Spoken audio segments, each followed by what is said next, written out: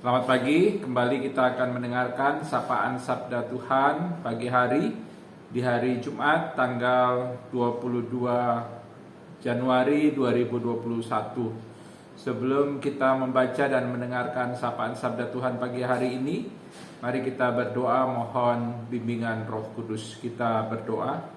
Kami hendak sejenak bersekutu bersama Tuhan. Kami rindu untuk mendengarkan firman-Mu.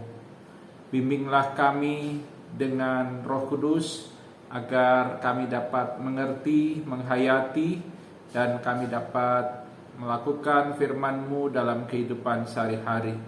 Kiranya firman-Mu menjadi pedoman di sepanjang hidup kami, sehingga kami senantiasa diterangi oleh firman-Mu di sepanjang jalan hidup kami. Inilah kami anak-anak-Mu, bersabdalah kepada kami, kami telah sedia untuk mendengarkannya. Amin. Pembacaan Alkitab terambil dari Injil Yohanes pasal 9 ayat 8 sampai dengan ayatnya yang ke-12 yang mengatakan, tetapi tetangga-tetangganya dan mereka yang dahulu mengenalnya sebagai pengemis berkata, bukankah dia ini yang selalu mengemis? Ada yang berkata, benar, dialah ini. Ada pula yang berkata, bukan, tetapi ia serupa dengan dia. Orang itu sendiri berkata, benar, akulah itu. Kata mereka kepadanya, bagaimana matamu menjadi melek? Jawabnya, orang yang disebut Yesus itu mengaduk tanah, mengoleskannya pada mataku dan berkata kepadaku, pergilah ke Siloam dan basuhlah dirimu. Lalu aku pergi dan setelah aku membasuh diriku, aku dapat melihat. Lalu mereka berkata kepadanya, di manakah dia? Jawabnya, aku tidak tahu. Yang berbahagia, kata Yesus, adalah mereka yang mendengarkan sabda Tuhan dan mampu melakukannya dalam kehidupan sehari-hari serta memeliharanya dalam sepanjang jalan kehidupan sehari-hari. Saudara-saudara yang dikasihi oleh Tuhan Yesus Kristus, bagaimana perasaan saudara ketika saudara sakit selama beberapa hari dan harus dirawat di rumah sakit? Kemudian pada suatu hari, dokter yang memeriksa perkembangan kondisi kesehatan saudara mengatakan bahwa saudara sudah pulih dan saudara boleh pulang dari rumah sakit. Tentu saja ketika kita mendengar kabar bahwa kita sudah pulih dan boleh pulang ke rumah, kita tentu akan mengalami sukacita. Kita akan mengalami kebahagiaan. Sesampainya di rumah, tentu kita akan bercerita kepada keluarga kita tentang pelayanan dan penanganan di rumah sakit dan juga tentang dokter yang merawat perkembangan kesehatan kita.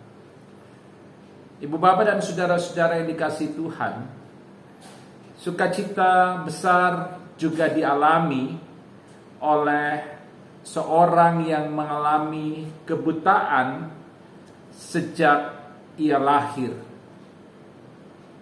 Hal itu diceritakan dalam Injil Yohanes pasal 9 ayat 1 dan sampai dengan ayatnya yang ke-23.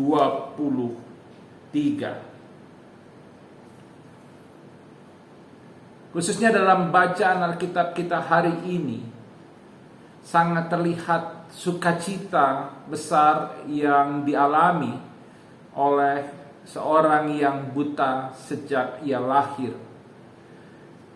Mengapa ia mengalami sukacita besar? Jawabannya sederhana. Karena kebutaan yang dialami sejak ia lahir disembuhkan oleh seorang yang tidak ia kenali, namun yang ia tahu bernama Yesus.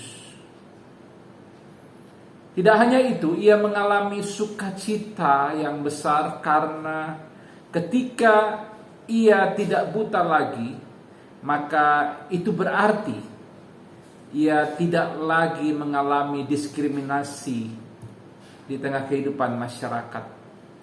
Dalam konteks masyarakat pada masa itu, orang yang mengalami kebutaan sejak lahir sering dikaitkan dengan dosa.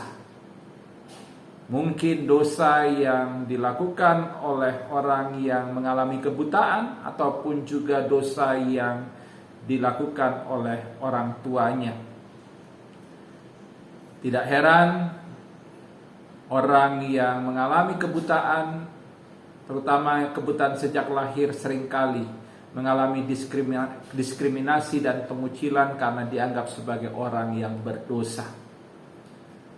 Ketika orang yang buta sejak ia lahir ini disembuhkan, ia kemudian kembali ke daerah asalnya. Dan ketika ia kembali ke daerah asalnya, tetangga-tetangganya kaget dan mereka tidak percaya akan apa yang mereka lihat. Sepintas lalu mereka melihat bahwa orang yang ada di hadapan mereka itu adalah orang yang mereka kenali sebagai pengemis buta yang selama ini tidak ada di daerah di mana mereka tinggal itu. Karena pengemis ini dikucilkan. Oleh karena itu, ada tetangganya yang mengatakan bahwa orang yang ada di hadapan mereka itu adalah si pengemis buta. Sebagian lagi mengatakan bahwa orang yang di hadapan mereka itu bukan si pengemis buta. Ia hanya serupa dengan si pengemis buta. Dalam keraguan yang mengelayuti benak mereka, si pengemis ini mengatakan dengan tegas, "Benar, akulah itu."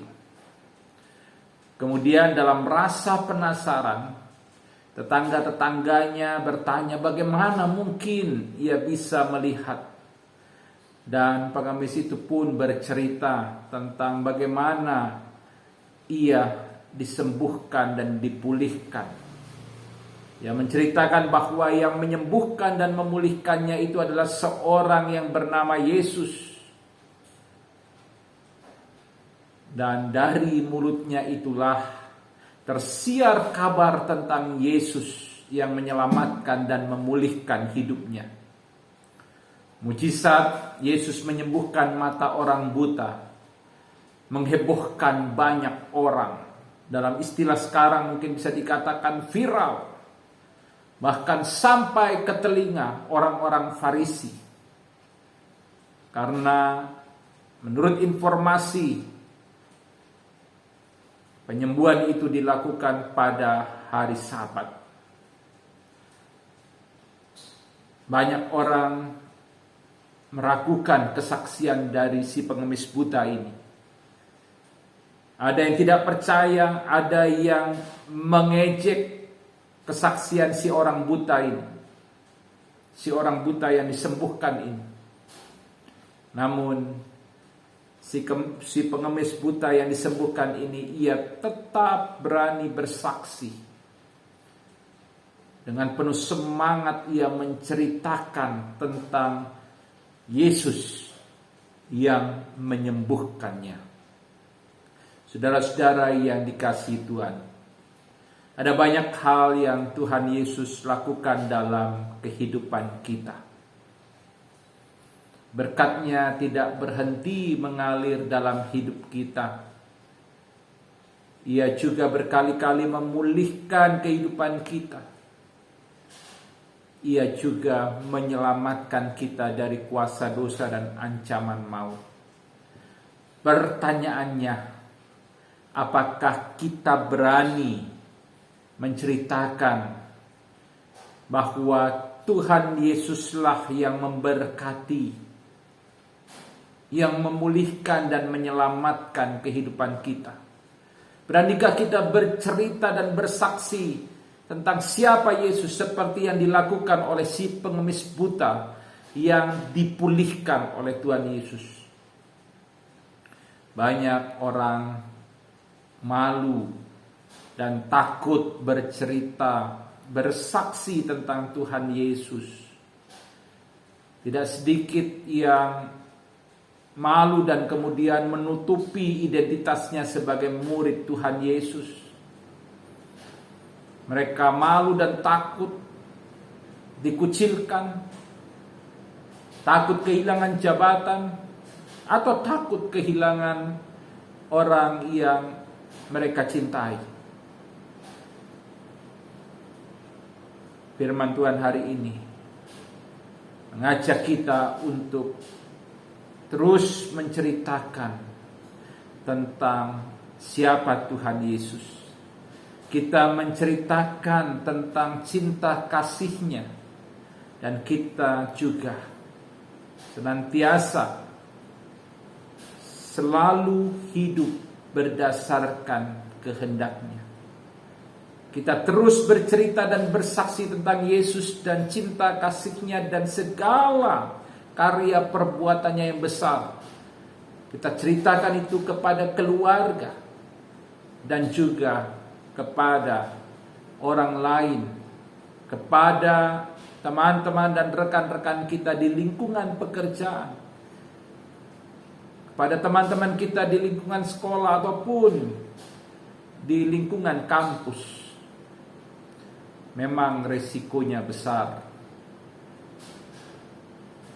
namun itulah perwujudan otentik dari sukacita dan syukur kita atas keselamatan yang sudah dianugerahkannya kepada kita.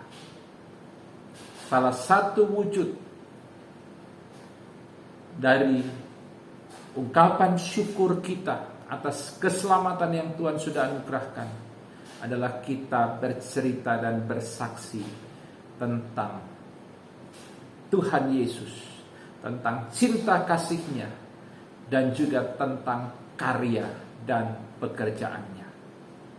Biarlah akhirnya banyak orang percaya, beriman bahwa Yesus adalah Tuhan dan Juru Selamat. Amin. Mari berdoa.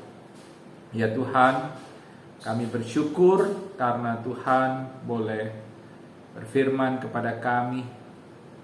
Biarlah kiranya kami tidak malu menceritakan tentang Yesus.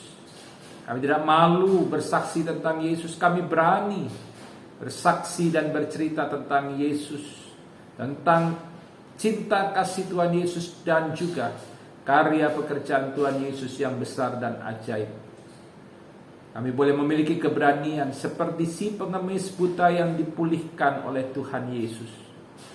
Kami menceritakan tentang Tuhan Yesus kepada keluarga, kepada teman, sahabat, di kantor, di sekolah, di kampus, dimanapun kami berada. Sehingga banyak orang akhirnya percaya bahwa Yesus adalah Tuhan dan Juru Selamat. Berkati kami Tuhan, sertai kami ketika kami akan menjalani kehidupan di sepanjang hari ini. Jauhkan kami dari kecelakaan, bahaya, petaka, bencana, dan kiranya damai sejahtera Tuhan menjadi bagian dalam kehidupan kami. Terima kasih Tuhan, kami serahkan seluruh hidup kami dalam tangan-Mu. Kiranya Engkau memberkati kami. Bagi yang sakit Tuhan sembuhkan, bagi yang berduka cita Tuhan hiburkan, bagi yang mengalami pergumulan Tuhan kuatkan iman percaya mereka.